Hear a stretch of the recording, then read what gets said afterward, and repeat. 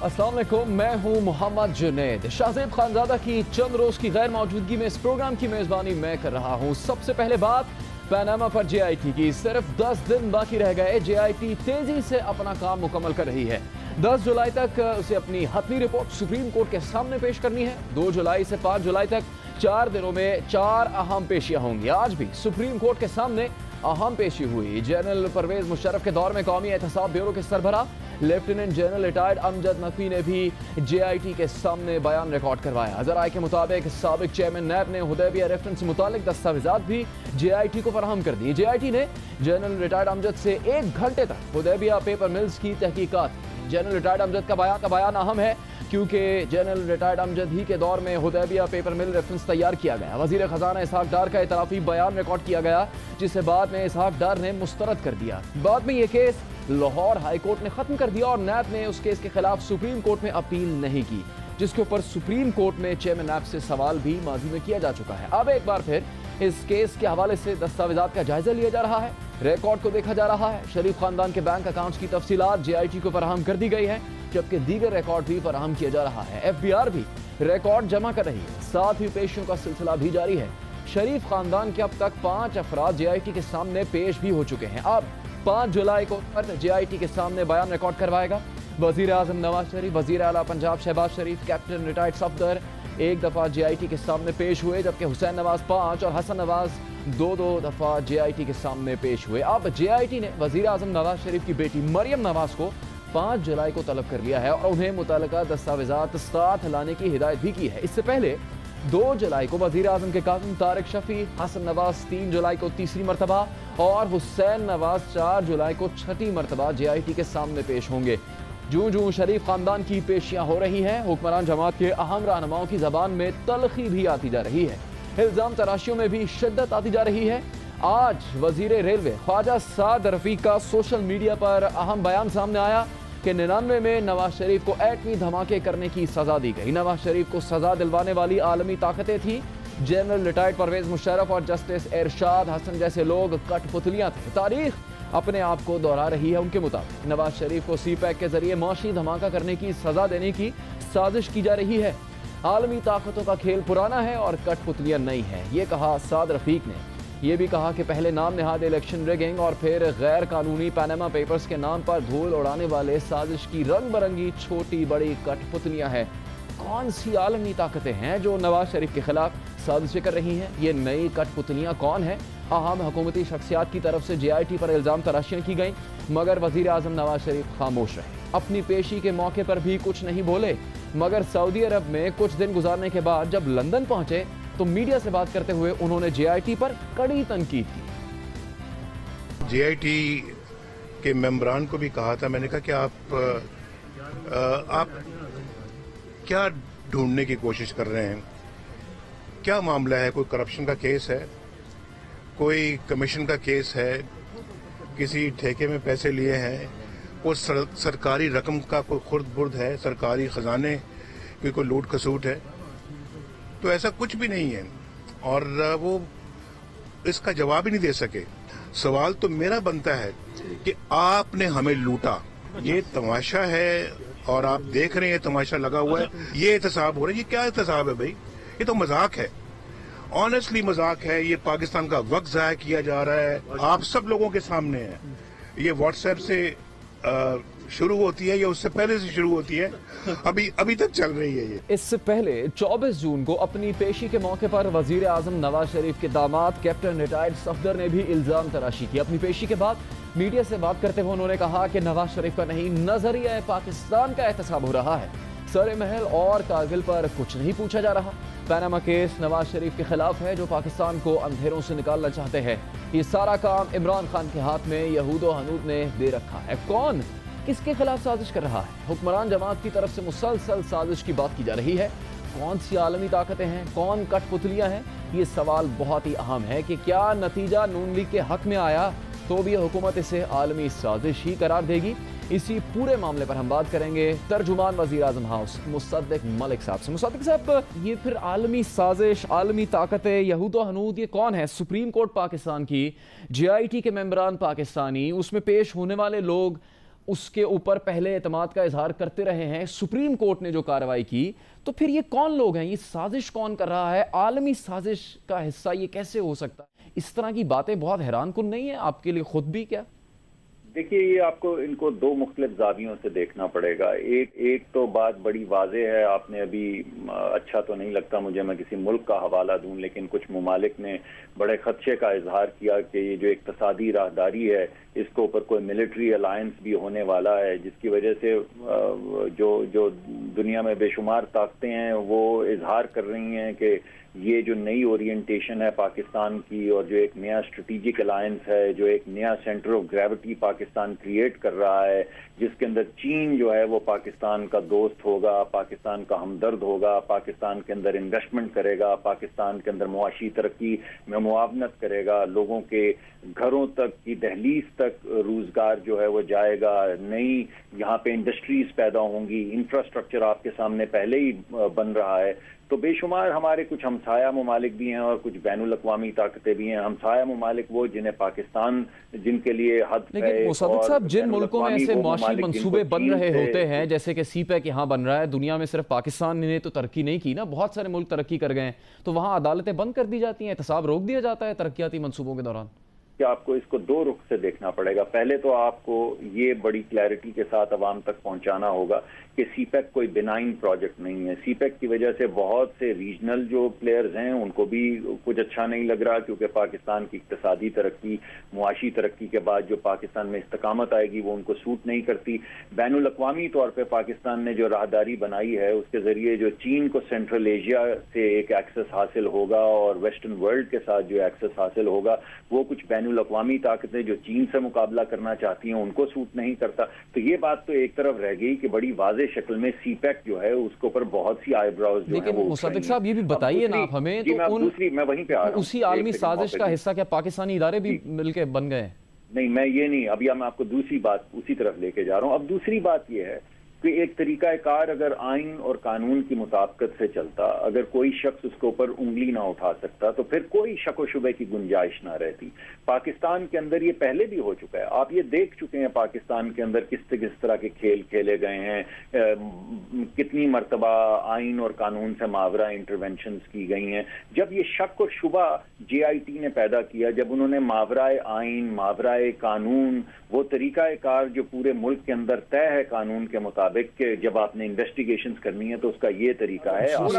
پھر آپ میں اگر آپ میں آپ کی جماعت میں اتنا حوصلہ ہے تو آپ براہ راست سپریم کورٹ میں جا کے ان اداروں کا, ان شخصیات کا نام لیں. اس طرح کے سیاسی بیانات, کٹ پتلیاں, عالمی سازشیں, یہود و ہنود, یہ تو بڑی نامناسب باتیں لگتی ہیں. مگر جنید صاحب لے تو رہے ہیں, مگر لاچاری کے اندر کیا کریں. بارہا ایک مرتبہ نہیں آپ کے سامنے, جس وقت یہ واٹس ایپ کا معاملہ ہوا تب بھی عدالت کے سامنے حاضر ہوئے, جب تصویر لیک ہوئی تب بھی عدالت کے سامنے حاضر ہوئے, جب وزیر اعظم کے کزن کو یہ کہا گیا کہ تمہیں 10 یا 16 سال کے لیے جیل میں ڈال دیں گے, تم اپنا ایفیڈیوٹ واپس لے لو, تب بھی عدالت کے سامنے حاضر ہوئے. جب لوگوں کو فورس کیا گیا, اب مایوس ہو گئی ہے مسلم لیگ نون سپریم کورٹ سے, پھر اس کا مطلب ہے اب عدالت کے سامنے ہی ہم حاضر ہو رہے ہیں اور ابھی بھی مؤدبانہ عدالت کے سامنے ہی حاضر ہوتے رہیں گے. مگر دل جلے کی آواز تو آپ کو سننی پڑے گی نا. اگر تھوڑا سا وہ زیادتی کر رہی ہے جے آئی ٹی, تو اب آپ یہ چاہتے ہیں کہ وہ زیادتی کرے اور ہم خاموش رہیں. حدیبیہ مل جائے, کوئی بینک اکاؤنٹ مل جائے, کوئی ایسی چیز مل جائے جس کا حوالہ دے کر ہم یہ کہہ سکیں کہ دیکھیے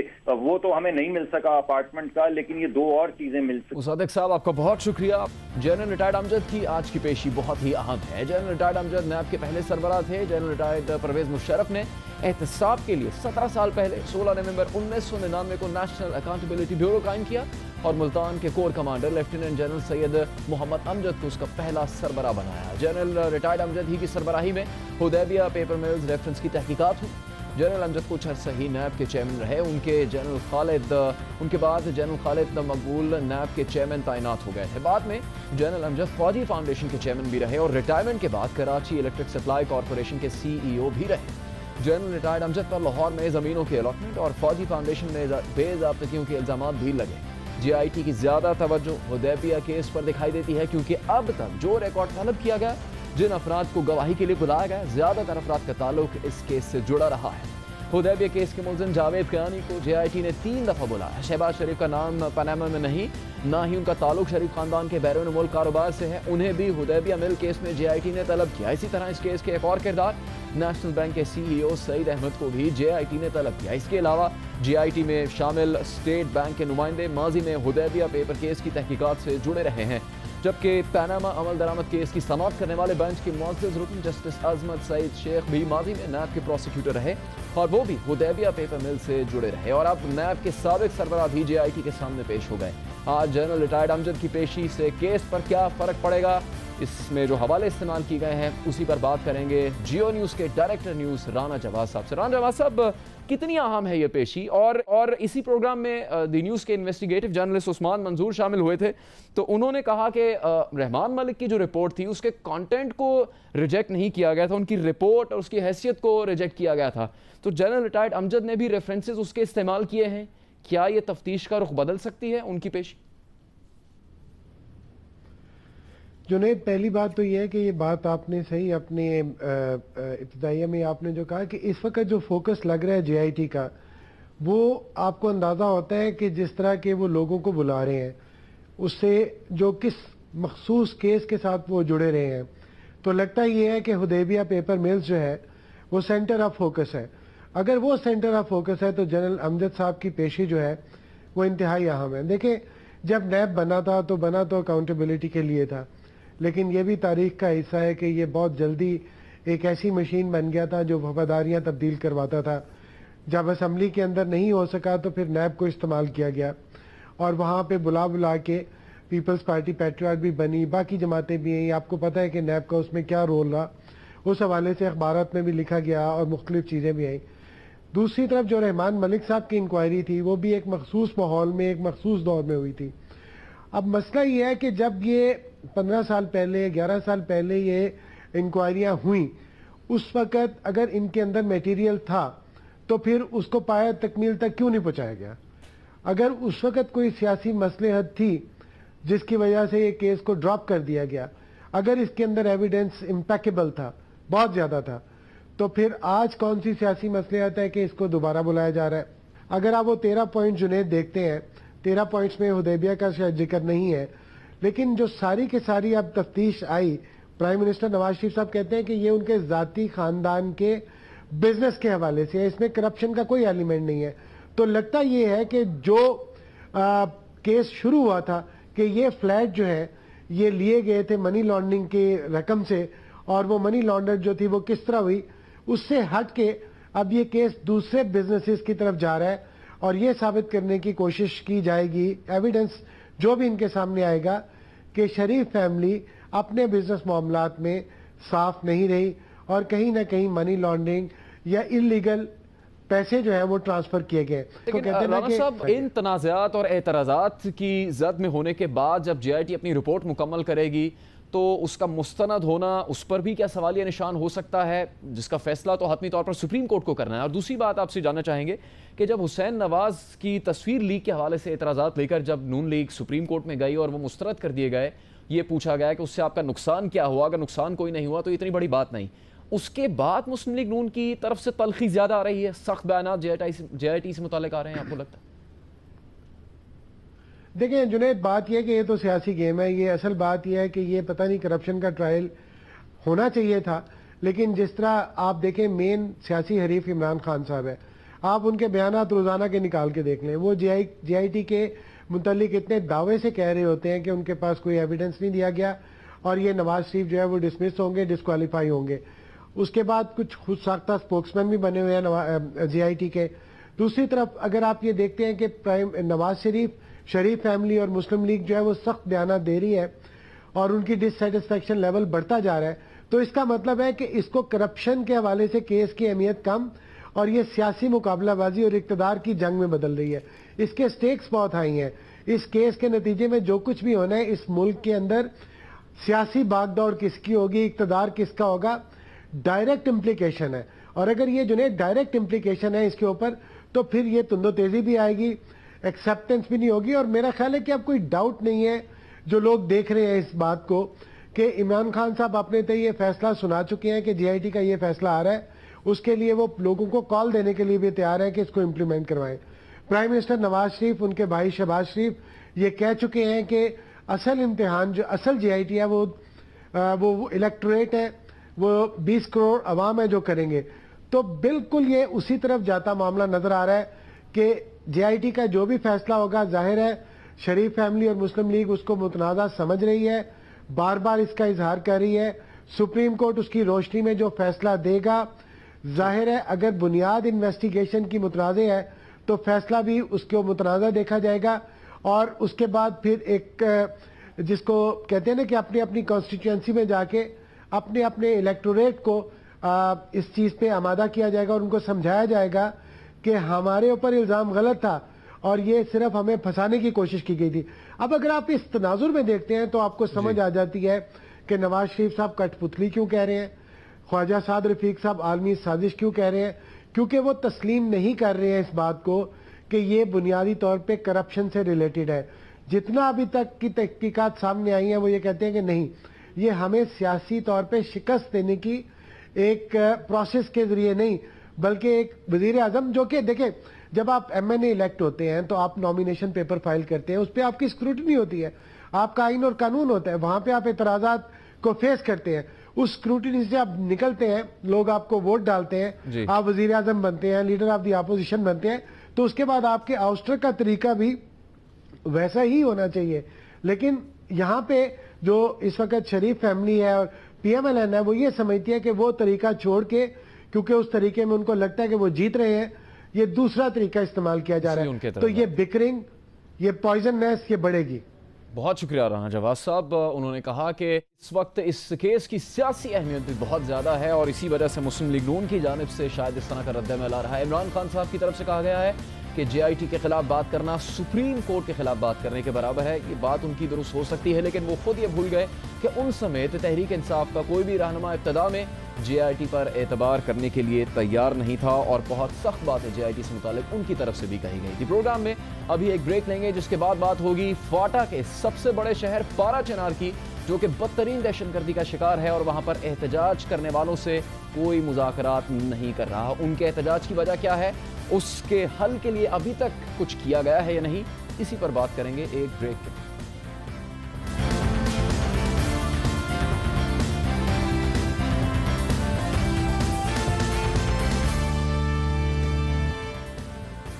پروگرام میں ابھی بات پارا چنار ایک بار پھر لہو لہو ہے. رواں سال کے دوران ہونے والے دہشت گردی کے تیسرے واقعے کو 6 دن گزر چکے اور مقامی افراد ماضی کی طرح انصاف لینے کے لیے پھر دھرنے پر بیٹھے ہیں. متاثرین نے عید بھی سوگ میں منائی. عید پر بھی پارا چنار کے عوام جنازے اٹھاتے رہے. 23 جون کی شام کو عید کی خریداری میں مصروف لوگوں کو امن دشمنوں نے نشانہ بنایا. دہشت گردی میں 75 افراد شہید ہوئے. لشکر جنگی العالمی نے اس حملے کی ذمہ داری قبول کی ہے. پارا چنار میں دہشت گردی کے خلاف مقامی افراد نے گزشتہ 7 دن سے دھرنا دیا ہوا ہے. متاثرین نے وزیر اعظم کی جانب سے امداد کا اعلان بھی مسترد کر دیا. وزیر اعظم کی جانب سے شہداء کے اہل خانہ کے لیے 10-10 لاکھ اور زخمیوں کے لیے 5-5 لاکھ روپے امداد کا اعلان کیا گیا تھا. دھرنے کے شرکاء کا مطالبہ ہے کہ دہشت گردی کے واقعات کی سی سی ٹی وی اور دیگر معلومات موجود ہیں جن کی روشنی میں دہشت گردی کے ذمہ داروں کے خلاف کارروائی کی جائے. دھرنے کے شرکاء نے پارا چنار میں تعینات افسران پر عدم اعتماد کا اظہار کیا. ان کا کہنا ہے کہ آرمی چیف، وزیر داخلہ اور گورنر خیبر پختونخوا حالات کا جائزہ لیں اور مذاکرات کریں. آئی ایس پی آر کی جانب سے جاری بیان کے مطابق آرمی چیف کا کہنا ہے کہ ہمارے لیے ہر شہید اور زخمی چاہے کسی نسل اور فرقے سے ہو ہمارے لیے برابر ہے. ان کا کہنا تھا کہ ہم سب پاکستانی اور مسلمان ہیں اور پاکستان کی تمام مذہبی برادری کے حقوق کا احترام کرتے ہیں. آرمی چیف کا کہنا تھا کہ فاٹا سمیت ملک بھر کی سیکیورٹی صورتحال کنٹرول میں ہے جسے دوبارہ خراب ہونے نہیں دیا جائے گا. پارا چنار واقعے کے ذمہ داروں کو انصاف کے کٹہرے میں لایا جائے گا. آئی ایس پی آر کے مطابق دشمن کی خفیہ ایجنسیز اور ملک دشمن عناصر حالیہ واقعات کو جان بوجھ کر فرقہ وارانہ اور نسلی رنگ دینے کی کوشش کر رہے ہیں جسے سوشل میڈیا پر بھی پھیلایا جا رہا ہے، جو کہ قابل مذمت ہے اور اسے سنجیدگی سے لیا جانا چاہیے. فوج نے اس سب پر گہری نظر رکھی ہوئی ہے. بیان میں کہا گیا ہے کہ دشمن پہلے شدت پسندی کے ذریعے ہمیں تقسیم کرنے میں ناکام ہوا اور اب ہمیں فرقہ وارانہ اور نسلی بنیادوں پر الگ کرنے کی کوشش کر رہا ہے. D G I S P R کے مطابق موسم کی خرابی کے سبب 27 جون کو آرمی چیف کا ہیلی کاپٹر پارا چنار میں لینڈ نہیں کر سکا تھا. موسم ٹھیک ہوتے ہی آرمی چیف پارا چنار جائیں گے कुरम एजेंसी का इलाका पारा चिनार कई हवालों से बहुत ही अहमियत का हामिल है। ये फाटा का वाहिद इलाका है जहाँ अहले तशय्युई की अक्सरियत है। ये इलाका इंतहाई हसास समझा जाता है। पाक फौज जुलाई 2011 में कलअदम तहरीक तालिबान के खिलाफ यहाँ फौजी ऑपरेशन कर चुकी है। ये फौजी ऑपरेशन पारा चिनार की मरकजी शाहराह खुलवाने के लिए किया गया था, जिस पर तालिबान ने कब्जा करके पारा चिनार का राबता मुल्क के दीगर इलाकों से काट दिया। यहाँ माजी में दहशतगर्दी की कार्रवाइयों में सैकड़ों लोग शहीद हो चुके हैं, जिसकी वजह से माजी में भी धरने दिए जाते रहे हैं। लेकिन कुछ अरसा गुजरने के बाद दहशतगर्द फिर बेगुनाह लोगों को निशाना बनाते हैं, जिसकी तरफ आला हुकाम की तवज्जो दिलाने के लिए मुतासिरीन को फिर धरनों का सहारा लेना पड़ता है। हालिया हमलों के हवाले से पारा चिनार से ताल्लुक़ रखने वाले रुकन कौमी असम्बली साजिद हुसैन तोरी का कहना है कि कुरम एजेंसी के साथ अफगानिस्तान का इलाका नंगरहार खोस्त और पक्तिया लगता है, जहाँ से शिद्दत पसंद तंजीम दाइश की तरफ से धमकियां मौसूल हो रही हैं। जबकि पारा चिनार इंतजामिया के मुताबिक जनवरी और मार्च के हमलों के बाद से शहर के बाजारों में चेक पॉइंट्स और बैरियर्स लगाए गए थे। लेकिन पारा चिनार के रिहायशी सवाल उठा रहे हैं कि फोर्सेस की चेक पोस्ट के बावजूद हमलावर इलाके में कैसे दाखिल हो रहे हैं। पारा चिनार में 23 जून का हमला रवां साल होने वाली दहशतगर्दी की तीसरी कार्रवाई थी। इससे पहले 31 मार्च को इमाम बारगाह के करीब बम धमाका हुआ था, जिसमें 24 अफराद शहीद हो गए थे। इस हमले की जिम्मेदारी जमातुल अहरार ने कबूल की थी, जबकि 22 जनवरी को ईदगाह मार्केट के करीब रिमोट कंट्रोल बम धमाके में 25 अफराद शहीद हुए। पारा चिनार में धमाकों का सिलसिला गुज़श्ता 10 साल से जारी है। 4 अगस्त 2007 को पारा चिनार के बस स्टैंड में किए गए बम धमाके में 15 अफराद शहीद और 43 जख्मी हुए थे।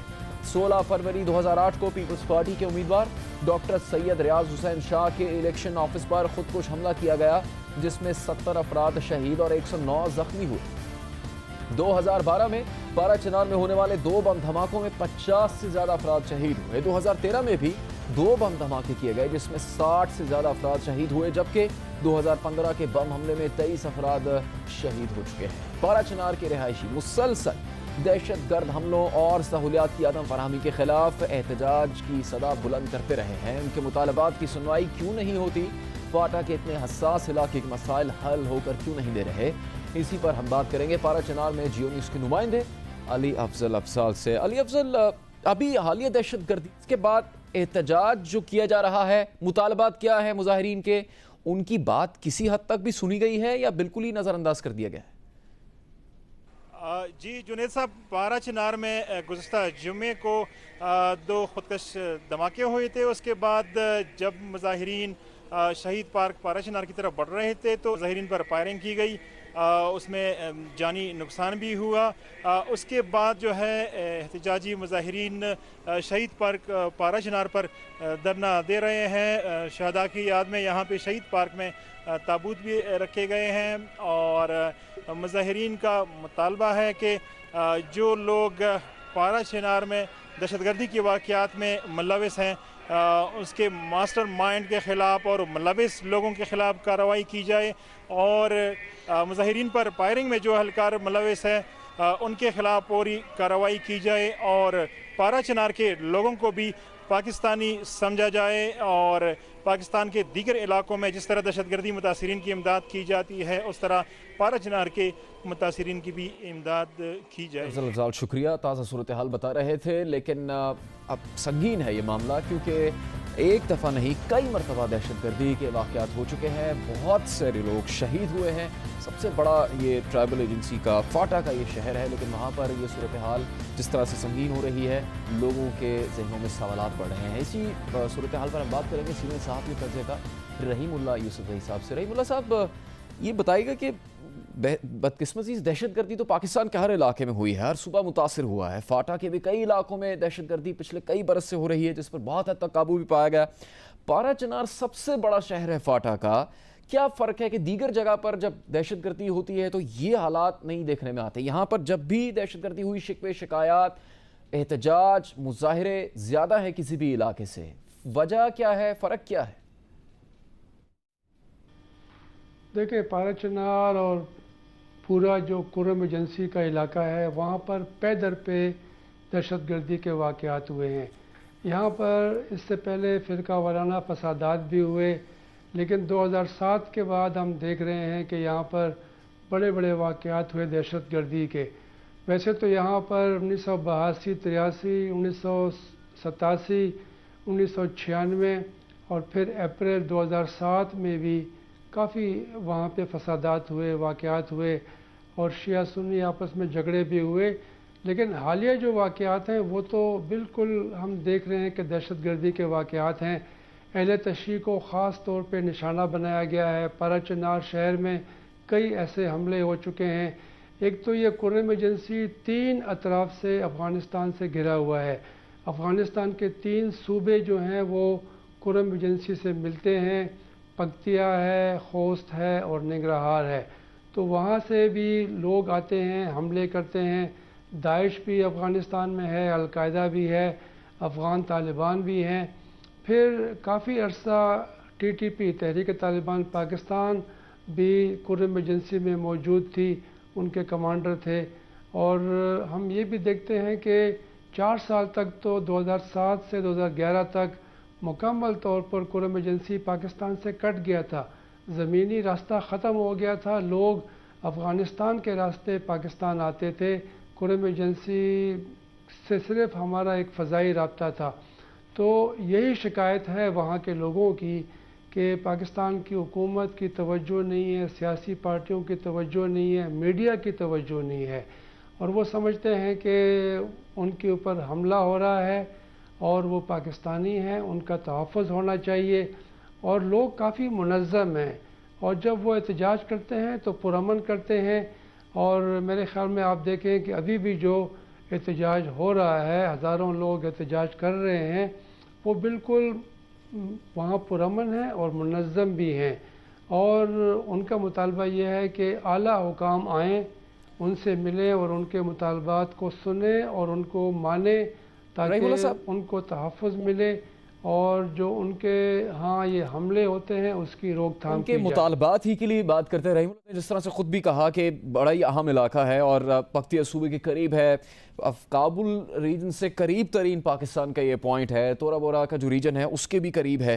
تو کیا یہ سمجھا جانا چاہیے صرف کہ یہ سیکیورٹی رسک یہاں پر زیادہ ہے، یا پھر یہ لوگوں کو خیال ہونا چاہیے کہ یہاں پر سیکیورٹی بہت سخت ہوگی اور اس وجہ سے ایسے انتظامات کیے جائیں گے کہ ایسی دہشت گردی نہیں ہوگی؟ کیا یہ وہاں کے لوگ سوچ رہے ہوں گے جس کی وجہ سے وہ احتجاج کر رہے ہیں؟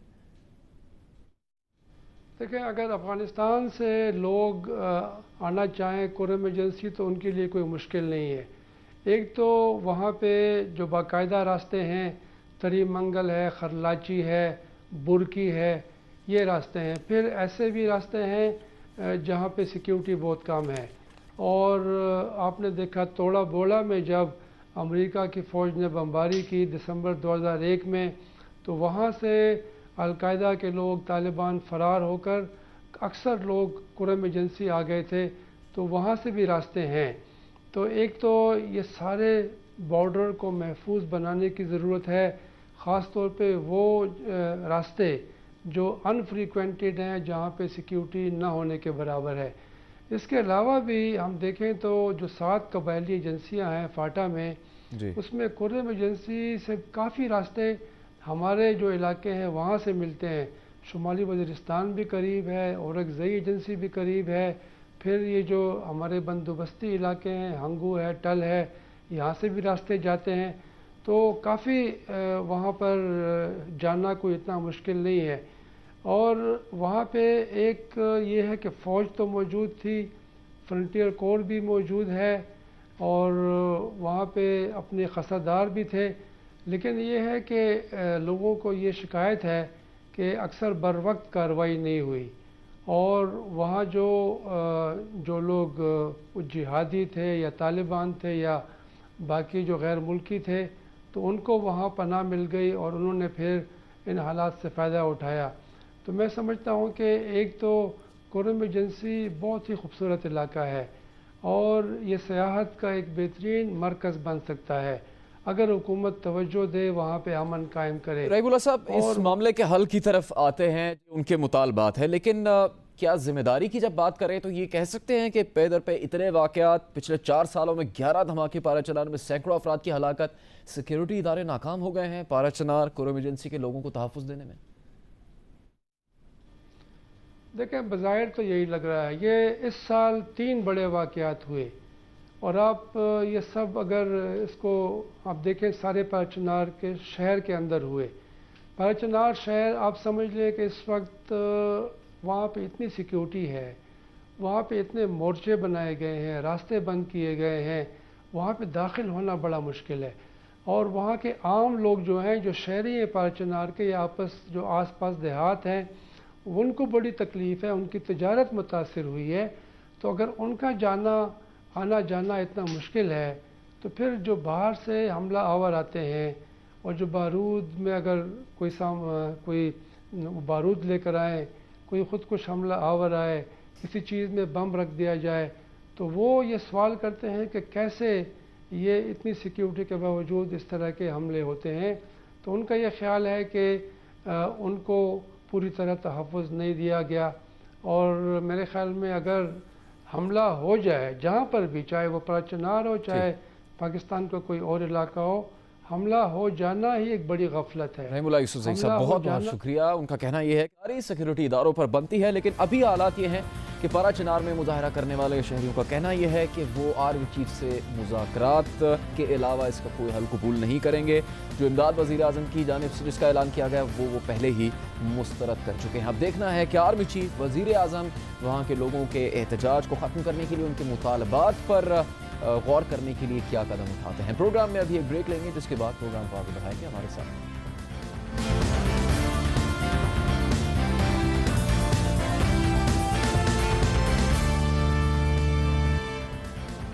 پروگرام میں ایک بار پھر خوشامدید. قانون کے محافظ کی ذمہ داری ہوتی ہے کہ جو کوئی اس کی تحویل میں ہو اس کے ساتھ یکساں سلوک کیا جائے. ایسا نہ ہو کہ کسی کی طاقت اس کے ساتھ امتیازی سلوک کی وجہ بن جائے. لیکن کیا ایسا عملی طور پر بھی ہوتا ہے؟ رکن قومی اسمبلی جمشید دستی نے دوران حراست خود پر بدترین تشدد کا دعویٰ کیا. جیل کی وین میں میڈیا سے بات کرتے ہوئے جمشید دستی رو بھی پڑا. مجھے ٹارچر کیا ہوا ہے, مجھے سیل میں رکھا ہے, بچھو ہے وہاں پہ, اور وہاں پہ آپ دیکھ لیں چوہے میں نے مارے ہیں. اتنا تشدد کیا ہوا ہے, اتنا تشدد کیا ہوا ہے کہ میری بری ترین حالت ہے. میں نے 5 دن سے سو نہیں سکا. اللہ ہے, اور میں چیف جسٹس سپریم کورٹ اور chief justice Lahore high court کو کہتا ہوں جمہوری دور ہے, یہ مشرف دور میں نہیں ہے. سو موٹو لے, مجھے بلائیں, میرا کوئی قصور نہیں ہے. میں غریب ایک ایک پہلدار کا بیٹا ہوں. میں جگیرداروں کے خلاف کھڑا ہوں. مجھے گھسیٹ کے مار رہے ہیں اور مجھے ساری رات کھڑا. میں خدا کے لیے چیف جسٹس سپریم کورٹ کو کہتا ہوں مجھے بلا لے. میں ایک ایم این اے ہوں, قانون ساز اسمبلی کا ممبر ہوں. مجھے مار کے ٹارچر کر کے اوپر سے حکم ہے خدا کے لیے مجھے بچا لو. مجھے بہت ٹارچر کیا ہوا ہے, بہت ٹارچر کیا. حیران کن مناظر ہیں یہ. جمشید دستی رحم کی اپیل کر رہے ہیں. جیل کے حالات بتا رہے تھے, ان پر تشدد کیا جاتا ہے, بچھوؤں کے ساتھ رکھا جاتا ہے. کئی دنوں سے انہوں نے کچھ کھایا نہیں. عوامی راج پارٹی کے سربراہ رکن قومی اسمبلی جمشید دستی 23 جون سے 6 دن کے لیے پولیس ریمانڈ پر ہیں. انہیں مظفر گڑھ میں ڈینگا کینال کھولنے پر گرفتار کیا گیا, اور اب ان کا دعویٰ ہے کہ انہیں تشدد کا نشانہ بنایا جا رہا ہے. جمشید دستی کے الزام پر تحریک انصاف کے سربراہ عمران خان کا بھی سخت رد عمل سامنے آیا. عمران خان نے ٹویٹ کیا کہ شریفوں کی سفاکیت شرمناک ہے. شریف خاندان اپنے سیاسی گاڈ فادر ڈکٹیٹر ضیاء الحق کے ورثے کو زندہ رکھے ہوئے ہیں. جمشید دستی کے الزامات کے بعد وزیر قانون پنجاب رانا ثناء اللہ نے جیل میں مبینہ تشدد کا نوٹس لیا ہے. آئی جی جیل خانہ جات کو معاملے کی تحقیقات اور جمشید دستی کا میڈیکل کروانے کی ہدایت بھی کر دی ہے. کیا جمشید دستی کے ساتھ کے مطابق ان کے ساتھ جو سلوک جیل میں کیا جا رہا ہے کیا قانون کے مطابق ہے؟ کیا پولیس اس نوعیت کے ہر کیس میں ایسا ہی برتاؤ کرتی ہے؟ عام لوگوں کے ساتھ تو نہ جانے کیا کچھ ہوتا ہو جب ایک ایم این اے ایسا شکوہ کر رہا ہے. کیا یہی کچھ ہر سیاسی شخصیت کے ساتھ ہوتا ہے؟ کچھ حالیہ کیسز پر نظر ڈالتے ہیں. دوسری سیاسی شخصیات کے خلاف جب وارنٹ جاری ہوئے تو ان کے ساتھ کیا سلوک کیا گیا؟ اگست 2011 میں مسلم لیگ نون کے رکن قومی اسمبلی انجم عقیل خان کو پولیس نے اراضی اسکینڈل کیس میں گرفتار کیا.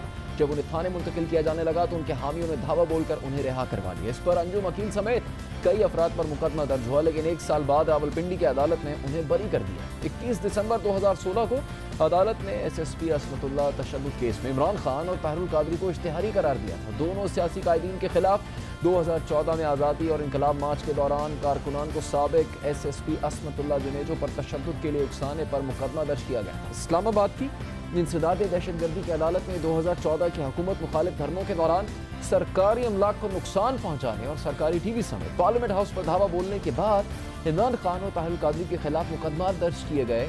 ان کیسز کا کیا ہوا؟ کیا جمشید دستی کے لیے قانون الگ ہے اور باقی سیاستدانوں کے لیے الگ؟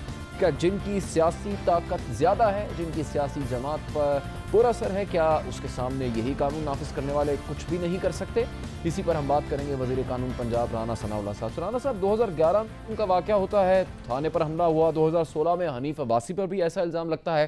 उन लोगों के साथ तो ऐसा सलूक नहीं हुआ, तो जमशेद दस्ती के साथ ऐसा सलूक क्यों हो रहा है?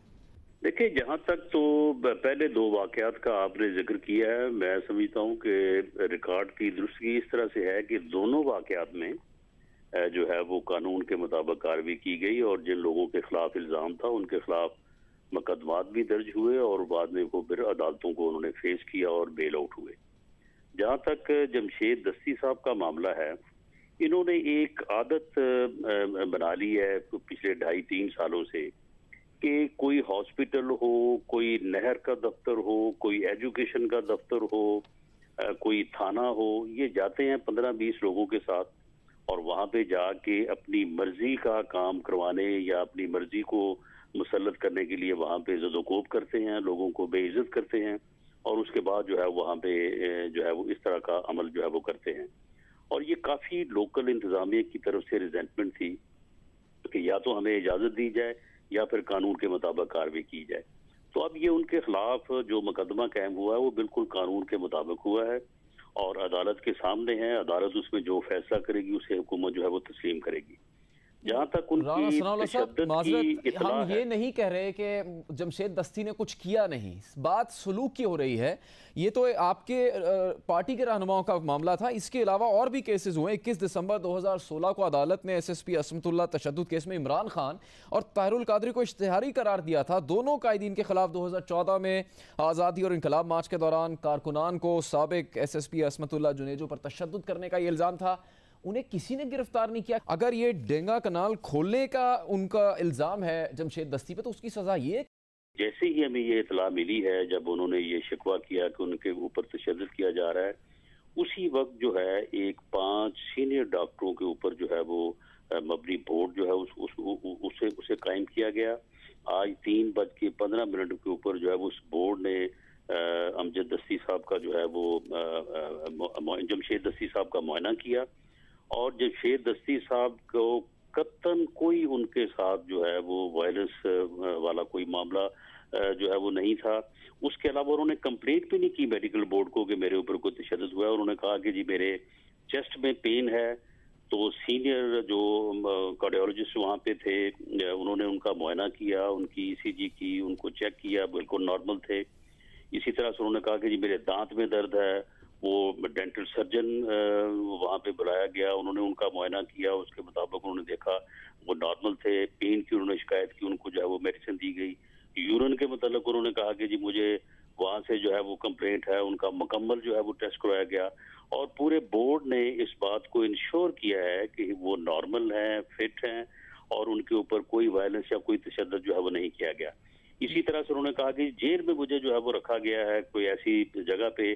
IG प्रिजन जो है वो आज वहाँ पे पहुंचे हैं और वो इस बात को पूरी तरह से इंश्योर करेंगे कि उनको कानून, कायदे और रूल के मुताबिक जो है रखा जाए, उनके साथ कोई ऐसी जो है वो बात जो कानून या रूल से बाहर वो ना की जाए। तो आप इस वक्त आपको नहीं लगता कि ये सियासी विक्टिमाइजेशन हो रही है जमशेद दस्ती की, पूरा फोकस उन पे डाल? जी मैं ये अर्ज कर रहा हूँ कि जहाँ तक तो उसकी तशद्दुद की या दूसरी कंप्लेंट है उसके मुताबिक तो मैंने अर्ज कर दिया कि ये बिल्कुल गलत है। जहाँ तक उनके खिलाफ मुकदमा दर्ज होने की है, या तो आप कहें कि उसने ये काम नहीं किया, उसने जाके वो कहता है मैं जागीरदारों के खिलाफ खड़ा हूँ, वो जो जाके उसने उन बेलदारों को जूते मारे, उनको तशद्दुद का निशाना बनाया और खुद वहाँ पे जो है वो नहर को जो है उसने वो चालू किया, तो क्या वो जागीरदार थे वहाँ पे बैठे थे? तो ये जो अमल उसने किया जिसके बाद उसके खिलाफ मुकदमा दर्ज हुआ और इस तरह की प्रैक्टिस वो पिछले 2.5-3 सालों में कोई 20 मरतबा कर चुका है। तो ये चीजें जो हैं, अब जब जो कानून को अपने हाथ में लेगा तो फिर कानून उसके खिलाफ जो है वो 1 दफा, 2 दफा, 3 दफा बिल आखिर एक ऐसी स्टेज आती है कि फिर उसके ऊपर जो है वो कॉन्सिक्वेंसेस जो है वो फेस करने पड़ते हैं। तो अब आप मेक श्योर करेंगे कि जमशेद दस्ती के साथ कोई ज्यादती नहीं हो, किसी किस्म की नाइंसाफी ना हो? मेक श्योर कर रहा हूँ कि उनका आज मेडिकल बोर्ड ने मुआयना किया है और उनके ऊपर कोई तशद्दुद नहीं, हर तरह से वो फिट हैं, बिल्कुल ठीक हैं और जेल में उनको जो रखे जाने का मामला था वो IG प्रिजन जो है वो आज खुद मौका विजिट करके सुबह जो है वो रिपोर्ट पेश करेंगे और कोई ऐसा अमल नहीं होगा جس کے اس بات کا جو ہے وہ یعنی شائبہ ہو کہ ان کے ساتھ کوئی وکٹیمائزیشن ہو رہی ہے. باقی جو لا انہوں نے توڑا ہے, جو مقدمہ ان کے خلاف درج ہے, وہ ان کا اور عدالت کا معاملہ ہے. رانا ثناء اللہ بہت بہت شکریہ. انہوں نے تحقیقات کا حکم دیا ہے, لیکن یہ بات قابل ذکر ہے کہ جس طرح سے جمشید دستی کی طرف سے شکایت کی گئی ہے, یہ ایک سنگین معاملہ ہو سکتا ہے. پروگرام میں ایک بریک, جس کے بعد پروگرام کو آگے بڑھائیں گے ہمارے ساتھ.